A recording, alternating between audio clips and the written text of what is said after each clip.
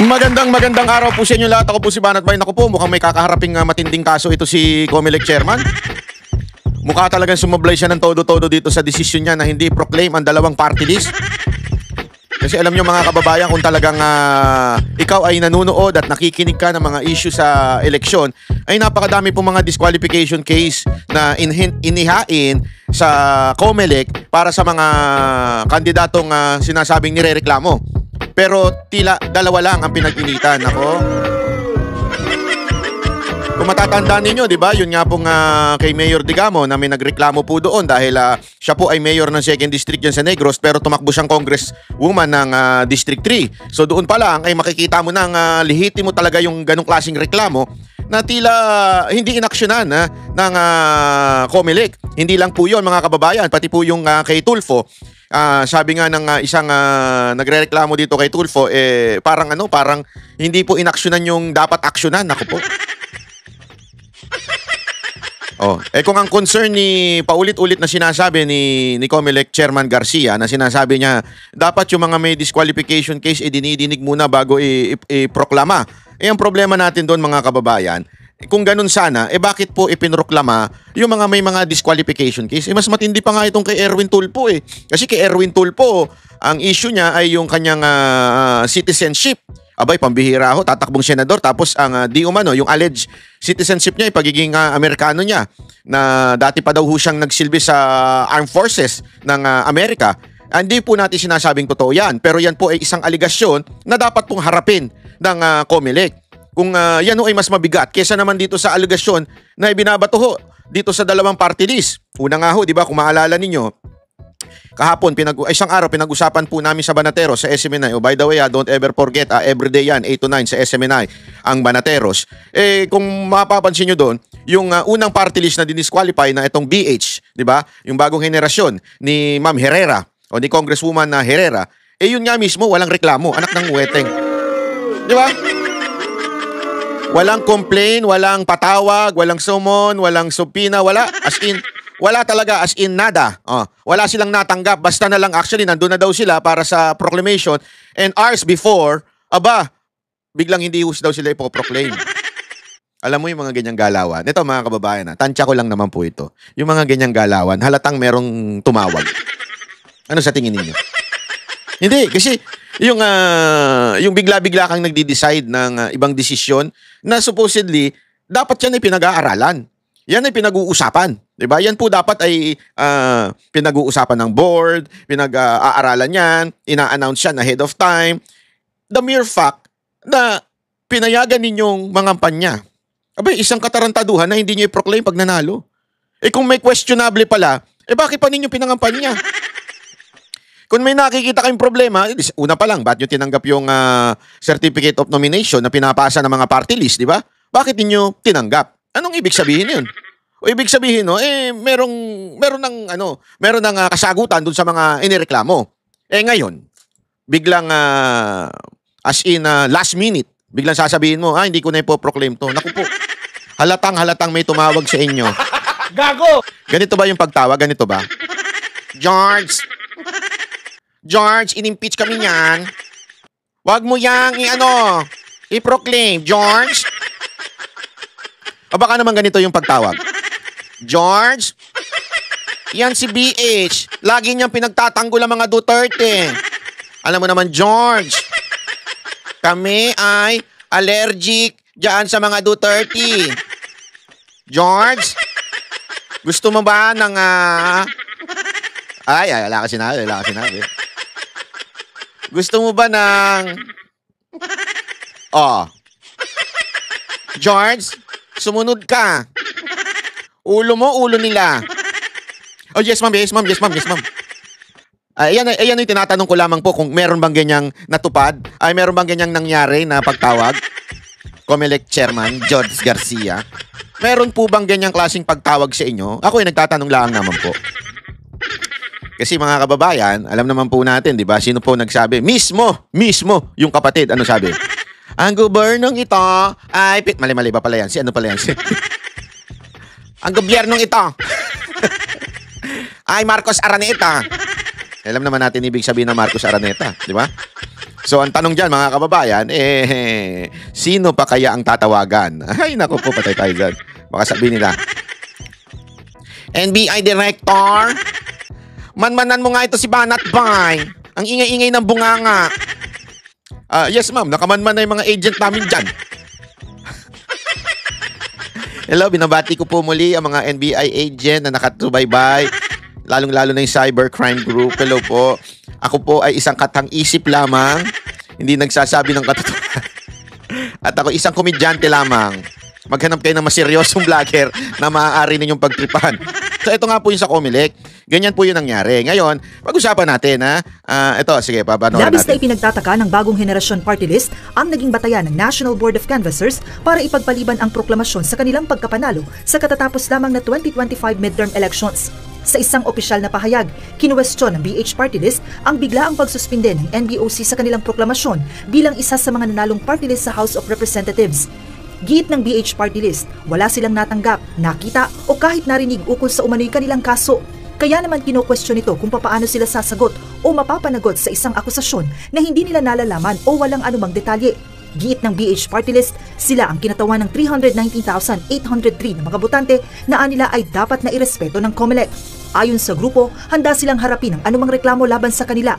Subalit hanggang hindi ito maayos na naisa sa publiko at dumadaan sa tamang proseso, ito ay maituturing na paglabag sa saligang batas ang pagsuspinde sa kanilang proklamasyon.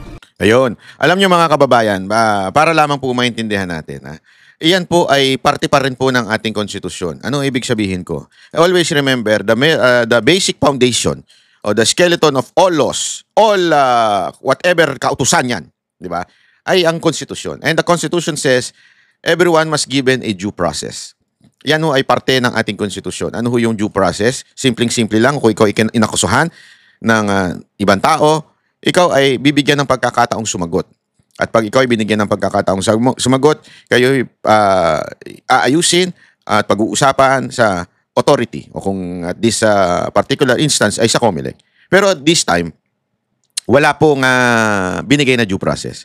Sa katunayan nga po sinasabi ni BH, ni wala man lang walang paliwanag, walang CP ng reklamo, sabihin walang complaint, walang pagtatanong, walang sumasagot sa mga nagtatanong sa kanila. Sa madaling salita mga kaibigan, wala. Basta out of nowhere, George Garcia decided na hindi papasukin tong dalawang party list sa kanyang sariling desisyon. Yan po ba ay tama? Hindi, simpleng-simple lang. Kung dumaan sana sa due process, wala tayong pag-uusapan dito. I mean, wala tayong dapat na ireklamo dito. Kung may dumaan sa due process, nag-usap kayo, tapos dininig yung parehong reklamo at saka yung inirereklamo, nadinig kayong pareho, both sides, then the Comelec decided to disqualify you. Wala tayong magawa dyan. They are the authority to decide kung ikaw ay karapat-dapat bang maging kandidato o ikaw ay karapat-dapat ba iproklima. Ang problema natin hindi yun. Ang problema natin mga kababayan, yung hindi ka man lang sinabihan, ano ba reklamo? Sino man nagre-reklamo? Anong meron? As in last minute daw, hindi daw po sila sinasagot. Na-interview natin si Mami kahapon sa SMNI. So ibig sabihin po, mga kababayan, hindi man lang siya binigyan ng due process. Kaya nga nung tinatanong namin, hindi nga siya makasagot eh. Kasi tama nga naman siya. Tinatanong namin, do you think, ma'am, may politika po ito na involve? Sa tingin nyo, dahil po ba sa hindi nyo pagpirma ng impeachment? Dahil po ba sa kayo ay in-endorse ni VP Sara Duterte, kaya kayo ay pinag-initan at hindi pinaupo? Alam mo, sagot niya, hindi ko talaga alam eh. Yun, hindi ko talaga alam kung ano rason ba't di kami pinaupo. Walang binigay sa amin. Until nung natapos na yung proclamation, doon na lang ata sila sinagot na meron nagre-reklamo sa inyo. Pero bakit ganun? Yun yung sinasabi. O, sabihin na natin ha, na merong reklamo. Okay? Meron na reklamo man lang sa kanila at napunta, halimbawa, kasi may nag-message doon. Sabi, baka napunta sa spam folder ng email nyo. Pero sabi naman ni Ma'am Herrera, wala daw. Okay? Pero sabi niyo isa, baka napunta sa spam folder ninyo.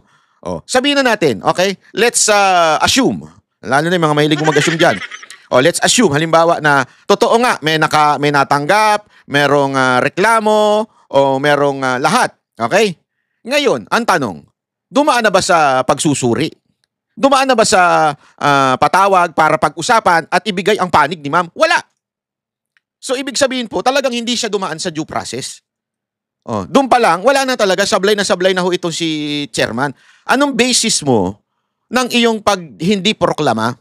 Wala kang basis. Eh, di ba? Napakabigat po nito.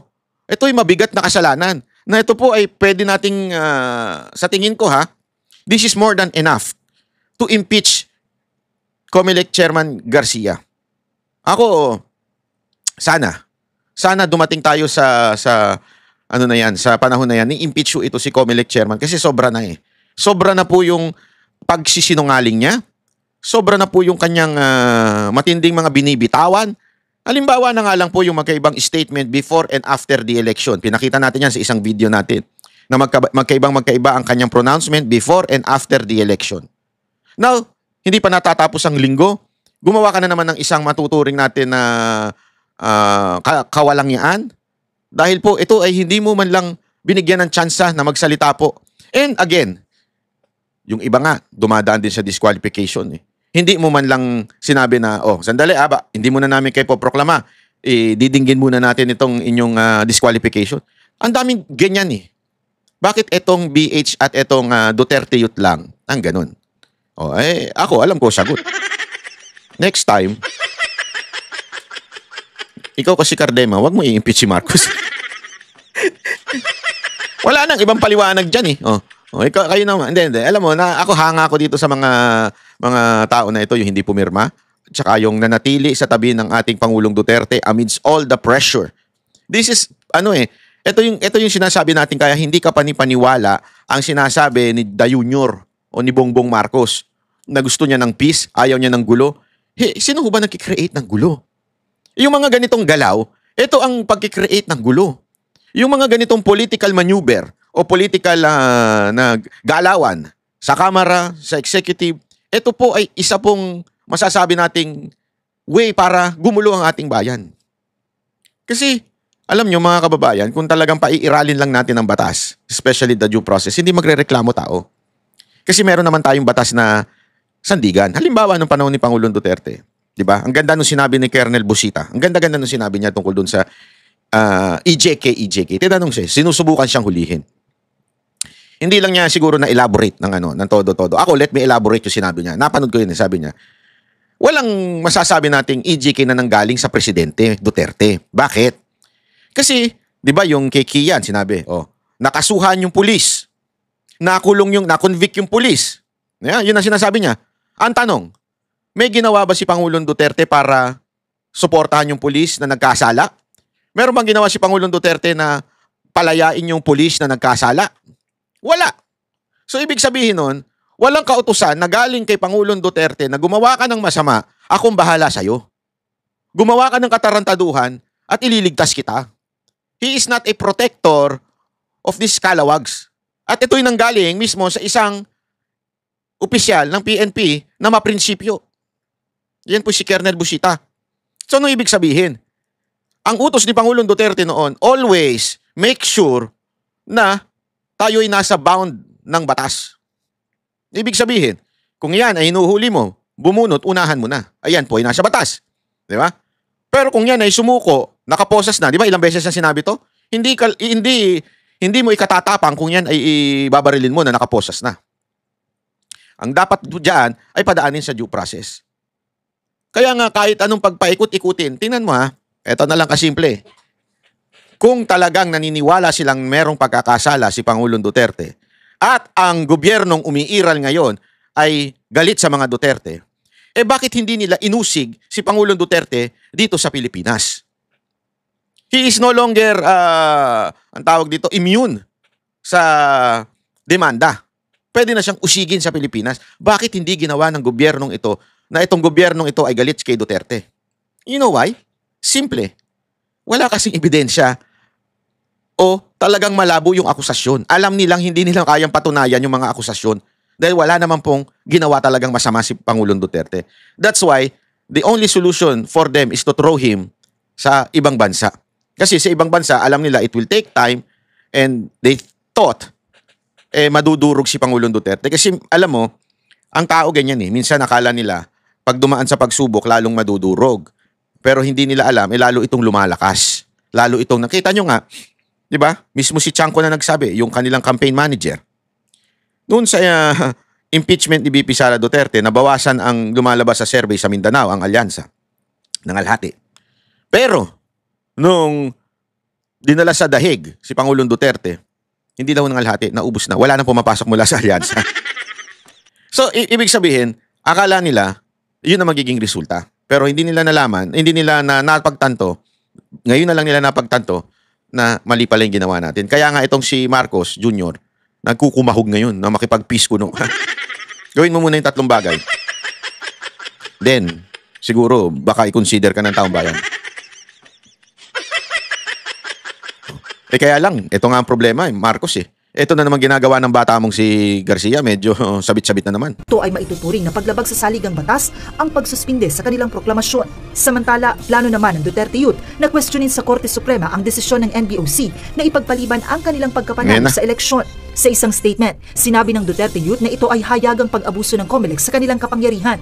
Sinasabing ipinagpaliban ang proklamasyon ng Duterte Youth dahil sa kasong inihain ng Kabataan Party List laban sa kanila noong September 2019 dahil sa umano'y misrepresentation sa sektor na kinakatawan ng grupo. Ayon sa Duterte Youth, kung talagang seryoso ang reklamong inihain ng Kabataan Party List laban sa kanila, bakit sila pinayagan na maupo sa Kamara matapos nilang manalo noong 2022 elections? Gayon din ang pagpayag ng komisyon na muli silang kumandidato para sa halalan 2025. Yun nga ang problema dun Hinayaan noong 2022, tapos 2025 pinatakbo pa, tapos sasabihin nung nanalo ng 2 million mahigit. Wala. Kasi alam nyo kung bakit? 3 ano rin yan. 3 congressman din yan. Sino na naman ang makikinabang doon sa mababakanting 3 na yun? Kasi 2 million mahigit ang kanilang boto. Sino na naman? Alam naman natin kung sino lagi nakikinabang sa mga ganyan Git ng Duterte Youth Party List, hindi nila kasalanan kung hindi pa rin naaaksyonan ng COMELEC ang tinawag nilang hawsyaw na kaso. Samantala, nilinaw naman ng COMELEC na may proseso silang kailangang sundin. Hindi po nangangahulugan na maaari hindi naman sila maproklama sa mga susunod. Kaya lang po pinagpaliban muna bilang pagrespeto sa proseso rin. Nangako naman ang komisyon na kanilang re-resolbahin ang issue sa 2 party list bago mag-June 30. Joanna Ano, UNTV. Ay nako. Hindi. The mere fact na hindi nyo pinroclaim, yun ay isang malaking katarantaduhan na kahit bumawi pa kayo. Hindi ako, feeling ko, yung sinasabi nilang June 30, hindi, pwede naman ma-proclaim bago mag-June 30. Sinasabi lang nila yan kasi titingnan nila kung yung taong bayan magagalit, kung mananahimik. Kaya nga tayo, nananawagan tayo dun sa 2 million na mahigit na bumoto sa Duterte Youth. Pati doon sa bumoto sa BH na 300,000 plus, i-voice out ninyo yung inyong galit dito sa COMELEC, lalo na kay chairman. Mali po yan. Again, voice out lang, hindi magrebelde. Yung mga nakikinig na naman dyan, natatanga-tanga. Diba? Huwag kayong tatanga-tanga. So, voice out lang po ang sinasabi natin. Ilabas ninyo. Kasi alam nyo, malaking bagay yung, yung public opinion sa mga pangyayari. Kaya nga, alam nyo, itong darating na impeachment, darating na mga issue sa lipunan, ay naku po, maniwala ko kayo sa akin. Your public opinion matters most. Nok ng wewe. English yun, hayop. Shucks. Totoo po, walang biro ho. Malaking bagay po yung ating public opinion. Kaya ipahayag ninyo. Ito nga, may papakita ko sa inyo Ito, mas matindi po itong issue kesa dito sa tawag dito sa Duterte Youth o dito sa pangalan nitong isa, yung BH. Ito ay mas matindi pang issue. Panoorin natin to, Chairman Garcia, I want to talk to you about Erwin Tulfo. Erwin Tulfo acquired U.S. citizenship by assuming a fictitious identity. Erlich Sylvester Tulfo. He served in the U.S. Army. Nabukulan. Binawian siya ng U.S. passport. He escaped to the Philippines to avoid getting prosecuted in the Yan, nanahimik na yan, di ba? May dokumentong lumabas na binawian ng passport anong pangalan niya? Kalimutan ko na yung pangalan niya. Yung Amerikanong pangalan niya. Di ba? Binawian. Bakit? Kasi medyo kalokohan, di ba? Ito na lang We have all the capacity to ask our friend America. Di ba? We have DFA. You can coordinate with DFA. Is this true? Is this document real? Na talagang itong si Ervix ba yun? Si Erwin Tulfo. Don't tell me wala kayong COMELEC, wala kayong connection sa Amerika. Imposible po yan. Kayo nasa gobyerno ng Pilipinas. You have ways to communicate with the America. U.S. Nung nandito na siya sa Pilipinas, hindi siya naka-assume as DSWD Secretary because of citizenship issue. Surprisingly, naging congressman, nag-represent, pinayagan. Muntakid mo, ha? Hindi na nga pinayagan siya maging secretary. Di ba hindi siya nako-confirm ng dun sa yung parang ano yun, yung confirmation committee ng legislative dahil nga po sa problema ng citizenship, sa issue ng citizenship. Tapos all of a sudden naging congressman ng AXIS. Ang lupit nyo, Brad. And now, pinatakbo ninyo at pinroclaim ninyo bilang senador, di ba? Kung walang problema yan, at kung walang issue yan, bakit hindi man lang na-confirm yan nung siya ay naging secretary? Pangalawa, ano itong dokumento na ito na lumabas na siya ay isang may hawak na American passport? Hindi ko sinasabing confirm. That's why I keep on saying na meron namang capacity itong COMELEC to double check with the DFA natin, to coordinate with the US Embassy if this is true. You have the ways to do it. Pero ano ginawa ninyo? Inupuan nyo for 3 years. Tapos pinayagan ninyong ma-proclaim. Yun nga yung question dun eh. Bakit etong nangyari sa Duterte Youth at sa BH, biglang nag-post kayo? Biglang, sandali, may disqualification case. Diba? Anak ng tutsa yan. Oh. Kahit na hindi na siya natural-born Filipino. He ran for the Senate. Pinailan ko ng disqualification, hindi nyo ginalaw. Tinulugan ninyo.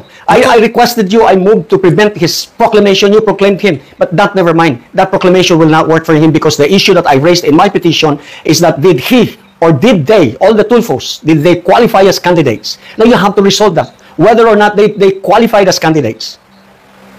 Kahit na pinroclaim niyo pa, if they did not qualify as candidate, that's null and void. Mr. Garcia, how much? Ay, nako, how much? How much daw? How much? How much? Shit. Anong natin kay Marcoleta? Hindi kasi si Senator Marcoleta ay meron siyang akusasyon before na merong offshore account daw itong si COMELEC Chairman Garcia. Now that he is a senator, let us ask Marcoleta to investigate and have a hearing. Gawa tayo ng reel. Congressman Marcoleta, mananahimik na lang ba sa COMELEC? Yes or no? Yan ang tanong dyan. Tingnan natin. Pero ako, kumbinsido ako na gagalaw yan si Congressman Marcoleta. Matapang nga tao yan eh. Oo, matapang nga tao yan. Talagang may prinsipyo yan. Hinahangaan natin mga Duterte supporter yan. So, sa tingin ko, hindi naman siya, he will not fail us, di ba? Ngayon, ang talagang panawagan ay itong si COMELEC chairman ay talagang managot. At isa pang panawagan ay magkaroon talaga ng manual counting para makagawa ng batas na to really, kasi yung nangyari, nasa konstitusyon natin yan eh. Di ba? Nasa konstitusyon natin yan na dapat may manual counting kasabay nung automation, di ba? So hybrid. Nagtataka nga tayo, bakit hindi ginagawa? So dapat gumawa pa ng batas na i-implement ito na maayos. Pag hindi in-implement, I don't know kung anong parusang pwedeng gawin natin sa mga COMELEC commissioner, di ba? Pero dapat i-implement ito. Required na bilangin manually ang yung mga election na returns, di ba? Dapat po bilangin talaga siya. Para ikumpara doon sa digital. Para pagka hindi siya pareho, abay may problema tayo. Sabi nga, merong nakasingit. Mahirap yan sa mga mag-aasawa, bigla may nakasingit sa asawa mo. Yung kumpare mo, gano'n. O hindi man kumpare mo, baka yung tubero, pinasukan ng tubo. Mahirap yan, mga nakasingit. Kaya dapat magkaroon ng batas dyan. O tuloy. How much do you value the Constitution?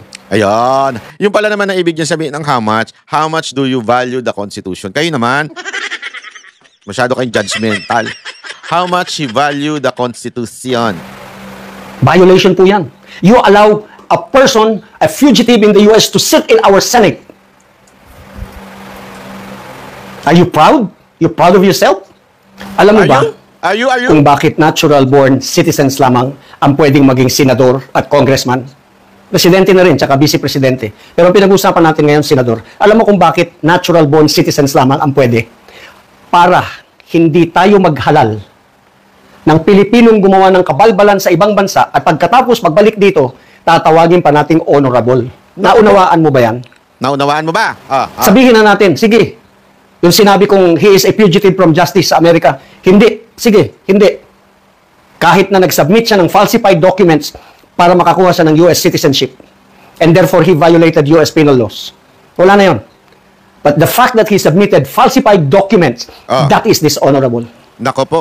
Tapos, ngayon, senador natin, tatawagin natin honorable. Naunawaan mo ba yan, Mr. Chairman? We can do that, pero you rule on my petition. Pag-usapan natin, let the Supreme Court decide. Let the Supreme Court say, yes, he can be addressed as honorable. Yes, he can sit as senator of this country.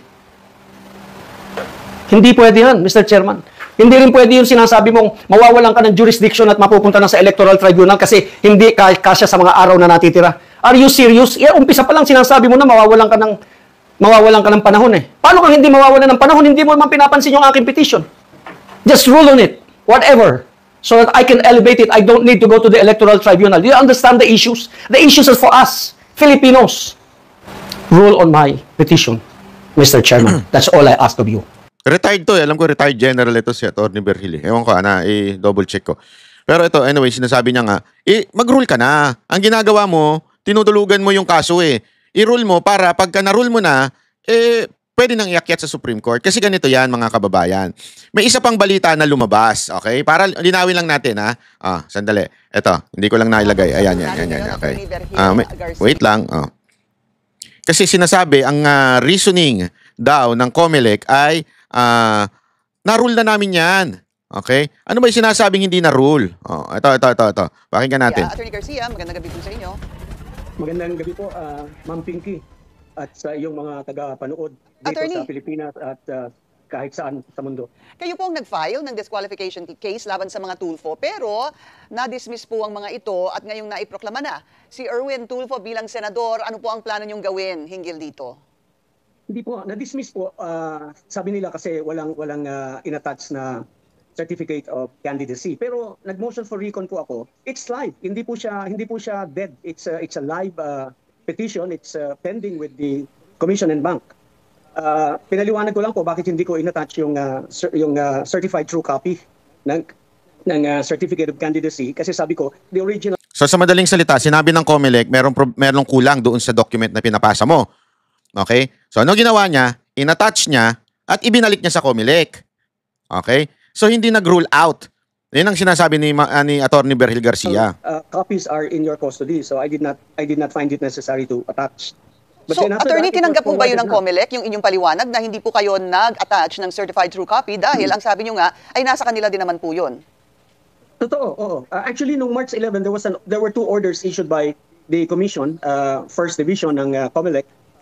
First is, ano tawag dito, yung in-elevate niya, certifying and elevating the case to the Commission and Bank, and then another order during the same day, directing the clerk of the Commission to elevate the case to the Commission and Bank. It is where the case is still pending up to now. Kaya po tinatawag yung live petition pa rin po. Yun. So ibig sabihin hindi po na-dismiss. Nasa NBank nga. So nasa COMELEC. Pinaiikot-ikot tayo eh. Yan ang mahirap dito sa COMELEC nito. Yung mga statement nyo talaga. So ibig sabihin ng live, buhay. Buhay pa yung kaso. Hindi nila dinidinig. It is very much so, yes. And dahil po na-proclaim na siya, sakali po, in the event that the COMELEC and Bank decides on your favor, ang ibig ba sabihin nito ay pwedeng matanggal si Senator-elect, ang tawag na po, Erwin Tulfo? Opo, because yung aking pong petition is grounded on the fact that did they qualify as candidates. So we go back to the period where they have to prove their qualification to run as senator or congressman, as the case may be, sa limang mag-aanak na nag-file ng kanilang candidacy. At attorney, balikan nga po natin ang inyong depensa dito sa petisyon laban sa Tulfo. Opo, ang sinabi ko po is the Tulfos did not qualify as candidates for the national local election this 2025 election dahil sila ay prohibited, two grounds, no? Prohibited under the Constitution because they are a political dynasty, and second because they do not possess the constitutional requirement of natural born status. Yun po yung aking Yes. Opo. But attorney, alam naman po natin na napakarami na pong mga magkakamag-anak na nanalo nitong eleksyon at kahit po nung nagdaang eleksyon, ibig sabihin, parte po sila ng tinatawag mga political dynasty. Kaya yan na yung sa issue niya, yung political dynasty. Pero more than that, ang issue ko dyan talaga yung yung issue patungkol po doon sa disqualification. Okay? Una, dapat yung citizenship ni Erwin Tulfo ma-resolve yan. Di ba? Ano ba talaga desisyon ng COMELEC? Yun nga yung sinasabi ni Atty. Virgil kanina na parang desisyonan nyo na. Rejected ba o hindi? You don't see it as not a ground for disqualification? O you haven't proved any ganito? Desisyonan nyo na. Bakit nyo tinetenga? Kasi ang problema dito, kaya ganito ang ginagawa nila para kaya nilang kasi one way of masabi nating hindi mabigyan ng justice ang isang tao, i-delay mo ng i-delay. Di ba? I-delay mo lang ng i-delay. So, dinidelay nila para, siyempre, senador na si Erwin, eventually, makakalimutan na yan. Di ba? Ang problema nga, bakit nyo i-delay? Pwede nyo namang desisyonan na, kung reject, reject, tatanggapin naman ng tao, tapos, pwede nyo nang elevate ngayon yan sa Supreme Court. Let the Supreme Court rule. Bakit ayaw ninyo? Kasi nga, we all know that this COMELEC, now, tila mukhang nakakatanggap ng tawag. Tila, alleged. Hindi natin alam dun sa Marcos sa Romualdez o sa Araneta, di ba? Hindi natin alam kung sino dun sa dalawa. Kasi nga sabi nga ni Amy, yan na nagpapatakbo ng ating gobyerno ngayon, itong Romualdez at ang Araneta. Mukhang kontrolado ang COMELEC din natin kasi kita mo naman, di ba? Yung mga Duterte aligned party list ang talagang binabanatan. Tapos walang sinasabi o ginagawa pag ang inirereklamo ay kakampi ng Pangulo o kakampi ni Speaker. For that matter. Naku, may for that matter pa. Totoo, di ba? So, anong meron? Bakit ganun? Yan po yung ating pong subaybayan. Kasi this is something na nakakabahala. Dahil, eto mga kababayan, supposedly, ang COMELEC dapat hindi talaga yan bias. Dapat ang COMELEC patas talaga yan. Kasi, sila yung sila yung sandigan ng quote-unquote democratic system na meron tayo. Ano yun? Election. They are the supreme authority in terms of the election, whether in conducting the election, whether mga decision about the election, sila yun. So dapat, non-political sila.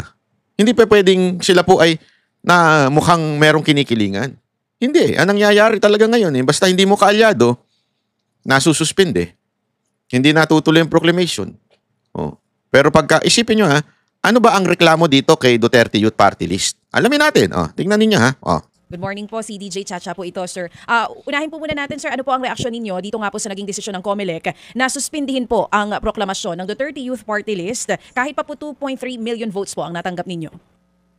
Yes, thank you po for this opportunity, ma'am. Mamaya pong 11 a.m. pupunta kami sa Korte Suprema kasi irereklamo namin ng COMELEC. Bakit? Talagang mayroong grave abuse of discretion na ginawa ang COMELEC. Bakit po natin sinasabi yon? Discretion na lang nila ngayon kung kailan sila magpoproklama nasa saligang batas at sa ating mga batas. Kapag ikaw ibinoto ng taong bayan, duly elected, lalo na kami, 2 milyon ang boto namin, tapos na-canvas ng COMELEC, trabaho nila kung ilan ang magiging seat namin sa Kongreso, sila mag-identify, wala na silang ibang gagawin kundi iproklama ang ipinanalo ng taong bayan. Pero sa nangyari po kahapon, alam nyo, 4 na oras bago yung mismong proklamasyon, nakasuot na kami ng mga barong, saka lang kami sasabihan through email na hindi kami kasali sa proklamasyon dahil daw meron kaming issue noong 2019 pa. So, it is a very grave abuse of discretion para sa COMELEC na sila yung nagde-decide kung kailan kayo poproklama. Wala namang mabanggit ko sa inyo kung ano yung mga kasong yun. Talagang kahit ordinaryong Pilipino na hindi abogado, talagang matatawa kayo sa mga kaso na yun noong 2019. Sige po, banggitin ko lang po yung sinabi ninyo. Kahapon po, nakasuot na po ng barong ang mga kasama pong nominado dito sa Duterte Youth Party List. Pero kahapon lang din po nasabihan na hindi po kayo kasama sa proklamasyon. Yes po, hindi kami sinabihan. Oo. Actually, lahat kasi ng mga kasama namin kongresista, incumbent kasi kami sa Kongreso, pinadala na pa isa-isa ng imbitasyon. So kahapon, nagtanong kami kung nasan yung imbitasyon sa amin kasi panalo kami. So around 12 noon, nag-email sa amin na nag-decide yung COMELEC daw na hindi muna kami isama dahil daw meron silang nakikitang serious allegations nung 2019 pa. Ang masabi ano ba yun? Ganun kaseryoso yung mga... Tingnan natin kung gaano kaseryoso yung lintik na serious allegation. Tingnan natin Pumatay ka ba ng tao? Hardema? Baka naman may ginahasa ka? Baka naman, ikaw ay Vietnamese? O Taiwanese? O Thailandese? Ano ba yung serious allegation na yun? O, pakinggan natin kung ano yung serious allegation na yun, ha? Kaso na yun. Bakit kalating dekada na hindi nyo pa dinesisyonan? Hmm. Di ba? Alam nyo, gusto nyo makwento ko sa inyo kung ano yung kaso? Sige, Sige nga, kwento mo nga, kwento mo nga, kwento mo nga. O, yung Kabataan Party List, noong 2019, kinasuhan ako ng vote buying. Bakit?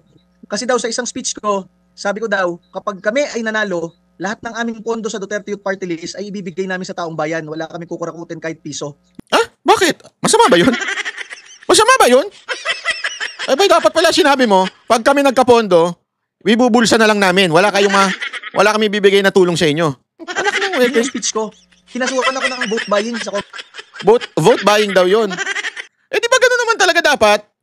Oh, pag kung ano man ang matanggap ng ibibigay namin serbisyo sa inyo. Di ba? Dahil sa inyong pera ito. O tapos vote buying yun. Tangin ng makataiblak talaga to. At kinatigan ng COMELEC yan.